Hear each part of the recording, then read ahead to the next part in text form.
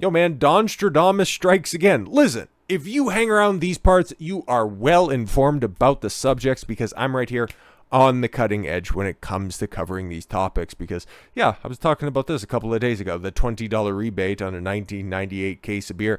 We already covered it, okay? But shout out to Ed Lattimore for, you know what, hey, just running it back one more time. Because he found something else interesting in there as well, that Bud Light is on clearance. It's on clearance at the store. I seen this tagged underneath, okay? I've never in my life seen a clearance on Bud Light in my life. Maybe because it's... Like, I've got a couple of theories when it comes to this stuff. And if you don't believe me, she does zoom in on this, okay? So, yeah, you can see it's Bud Light. It's 24 cans, so it's a 24-pack. And then the zoom in on that one, yes. Bud Light, 24-pack can of beer. $31.99 regularly, 25% clearance. Now $23.99, so you'd only realistically have to pay $4 in order to, you know, drink 24 cans of beer if you could also, you know, couple together the rebate program as well. So it all seems legit. Maybe it's because it's getting past its sell-by date, but, oh, you can also, yeah, see that on the side, the 19th of August, 2023, so that's when it's, drop dead sell-by date is, and, you know, it's still not terribly close to that, so that's interesting. Perhaps they have a deal with their distributor where they, you know, just, you know, get replenished with so much, and they're just running out of storage stock places because there's a limited amount of cooler space, and that shit's staying on everybody's fucking shelves. But it's also hilarious as well because I think looped this in yesterday in some form or fashion, but it does bear repeating because at least we got the design of the new cans that are going to be out there to try to convince you that you're not a patriot if you don't drink Budweiser, you fucking bigots, okay? Bud Light and Budweiser are launching new temporary camo beer bottles that try to appease conservative consumers in the wake of the brand's sales slump for the ongoing boycott, which, yeah, we might as well run these numbers back as well. The brand has seen a 23.6% drop in sales versus last year, week ending in May 6th. The new bottle will promote the brand's Folds of Honor program, which provides educational scholarships for families of fallen and disabled service members. Exactly. Drink our beer, otherwise you're a non-patriotic fuck, okay? Listen, it doesn't matter that we also endorse trannies. You hate the members of the armed services if you don't drink our super patriotic E Pluribus Unum. That's fantastic. Sic Semper Tyrannis, all that good shit. Okay, I'm waiting for the Gadsden redesign with the Don't Step on Snack bottle where it's all yellow and it's got the black lettering as well. When they decide to go, you know, super fucking patriotic for the 4th of July, they just, I don't know, got to grin and bear it and bite the pillow in order to get through all of their stock and stash of all the rainbow bottles that they still have because, you know, they're going to try to do this as well. They'll try to pass this off. They'll try to pass this off as, yeah, we're super patriotic. We learn from our mistakes. Just don't mind all of our, you know, undercover ankle grabbing. Just don't look at that. Okay, it's totally fine. Okay, support the troops. Support the troops. Drink the beer. Don't pay attention to anything. It's all going to be fine. You're thinking too hard about it. It's just a slippery slope fallacy. All right, fantastic. And also, if you're paying attention to anything that I do, I don't think Joe Rogan's that popular anymore. I don't think he's that credible. I think he lost it probably in on and around 2018. And then one of the first videos that's on the channel, it's still up here. Nobody watched it back in the day, probably because I had like a dozen subscribers, maybe. But I put out the idea that I think Joe Rogan was taking that Spotify deal, $100 million, 5 years or something like that. Mazel tov. Fantastic. You made a hell of a good deal that was out there. But he was just going to, you know, hey, cash his check and fade into obscurity over on Spotify because he's going to be a big fish, small pond. And nobody's going to make the move over to Spotify because there's already, you know, similar type of content on YouTube and his space will be filled. Outside of every once in a while, whenever CNN would pick up his headlines, give him a quick boost, and CNN definitely needed it, he's been mostly irrelevant. He's continued to plug away at his podcast, you know, just put up with the censorship. Nobody's really making too much out of his proclamations. The last time that he really popped, was when he said, the Bud Light and boycott wasn't really going to work. We don't really know what he's, you know, what everybody's complaining about. It's just kind of stupid. You guys just need to get over it. Remember when he said stupid shit like that? I'm paraphrasing a little bit, of course, but him going completely opposite on the Miller situation. It's almost like either he's a hypocrite, because let's keep it a buck. that hidden Miller ad, not nearly as offensive as the Dylan Mulvaney stuff. It's still fucking terrible feminism. It's wrong on multiple levels. It's historically inaccurate. It whitewashes women's most significant contribution to the alcohol industry, the Prohibition era. And it also literally shits on its audience. It's bad. It's bad. But it's not the Rube Goldberg machine of failure that was Bud Light's initial Dylan Mulvaney campaign, its apology, its lack of apology, and then its condemnation of its audience. That shit was fucking hilarious, and we are unlikely to see replication of that in the future, mostly because somebody's got to learn from it. Either you learn from the past or you're doomed to repeat the same thing into the future, which I kind of want to see as well, mostly because it's just fucking funny, and if alcohol was done away with, we'd be a more productive society. But that's just me being a benevolent overlord, but that's never going to happen, so people are just going to continue to drink beer. I don't really care at the end of the day. I'm not going to. Not going to affect me. I've been boycotting all this shit since 1990. Get on my fucking level.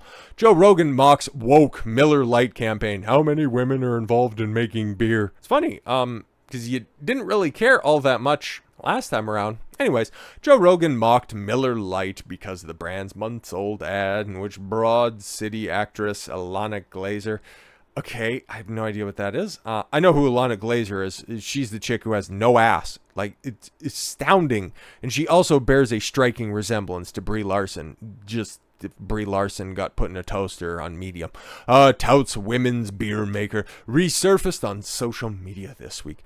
I'd like to see a pie chart of how many women are actually involved in the making or drinking beer. It's like 30% of all women polled prefer beer over every other alcoholic beverage. But yeah, no, exactly. In the ad, which ran during Women's History Month, sort of, in March. Yeah, it was launched 2 days before my birthday, but thank God nobody's seen about it. Glazer shares a little-known fact that women were among the very first to brew beer ever.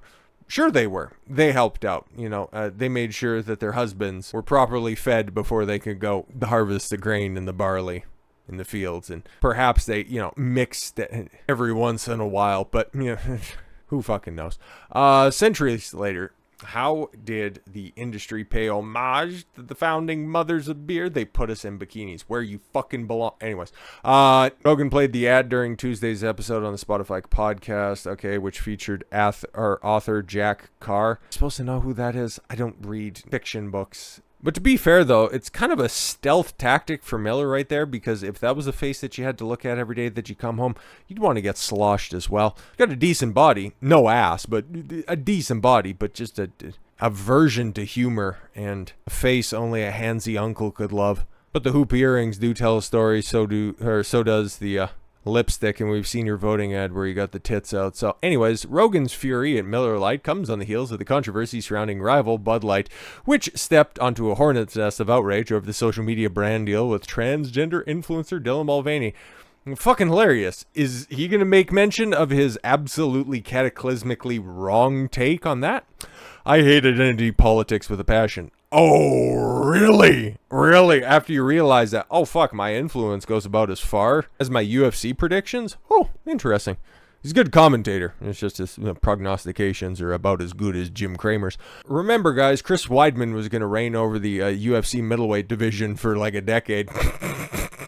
But yes, I hate identity politics with a passion, and irritated Rogan said immediately after watching the Miller Lite ad. Rogan continued, "It's so stupid. Human beings made beer, okay? No, they didn't. Men made beer. Just fucking call it what it is, you pussy bitch. And some human beings look good in bikinis. Some human beings. Okay, do we want to run back the Adidas ad? Some human beings. No, women look good in bikinis. Healthy women look good in bikinis. Any dude that has tits, you put him in a bikini, you don't want to see that. And some, it's like, what are we doing? It's crazy, Carr responded. Good banter. I can see why nobody pays attention to your podcast anymore. Women do it, women do it, women do it. I'd like to see a pie chart of how many women are actually involved in making or drinking. I'm already bored. See, that's why nobody pays attention to your shit anymore. It's not just me telling tales out of school. You can go and take a look at all of the search results. And even though Spotify doesn't make their numbers public, you can compare and contrast interactions. You can draw your own conclusions. But also to echo something that we've seen a little while ago as well, lawmakers are getting interested in the Bud Light situation on means that I kind of find interesting as well, because I postulated this as well, but no, we'll take a look at this. Ted Cruz.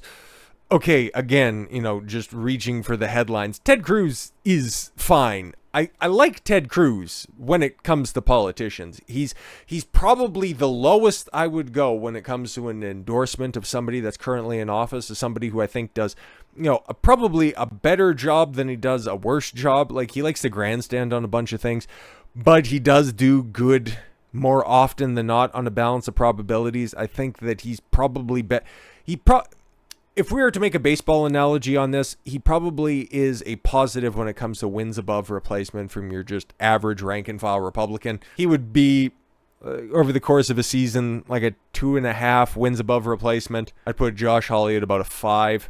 When it comes to senators, and Rand Paul about a 10, like somewhere in there. And then Lindsey Graham is probably like a -4, and Mitch McConnell is, hopefully breaks his leg on the dugout steps. You don't see, the analogy kind of falls apart the more people you put in it. Anyways, but yes, he demands a Bud Light probe. That's the face that Dylan Mulvaney had when he heard probe, who, where? Anyways, raises concerns over Dylan Mulvaney's under 21 TikTok audience. Yeah, see, that makes the most sense. Like, taking a look at the analytics, I'm sure you could take a look at the Instagram insights as to who has viewed that video when it first came out. Like, obviously it's been blown out of proportion. Everybody's seen it, so you're not going to get a fair and accurate representation of who's watching the stories, who's watching the videos, who's watching the reels and the posts and all that stuff. It's a little bit more skewed, but if you take a look at more closer to post-date analytics, who's actually watching that stuff? And if you're advertising beer directly to an under 21 audience, you do have a problem. And that's something that a lot of intelligent people have been thinking of for a while. Anyways, Ted Cruz called Anheuser-Busch's CEO to investigate Bud Light's controversial marketing partnership with Dylan Mulvaney's, raising concerns that transgender social media star's audience consists mainly of minors.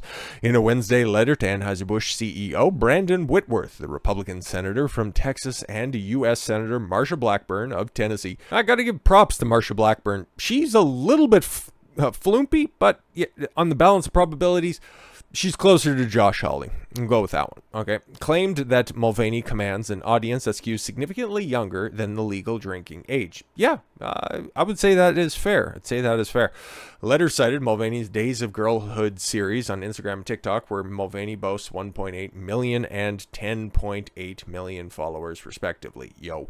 In one video was lip syncing, "I am Eloise, I am 6. Yeah, that still haunts my nightmares, even though it's something we only briefly covered once on the channel. In another that got more than 11 million views, Mulvaney was at the mall giving away merchandise and cash to teenage girls, at least one of whom was still in braces. Well, there's legal-aged girls in braces, but okay, I'd imagine it was probably like a really short, obvious child. He had another TikTok video. Mulvaney was shopping at Target. Oh, we know what they sell at Target nowadays. For Barbie dolls, which, according to the letter, markets to young girls of 3 to 12 years old.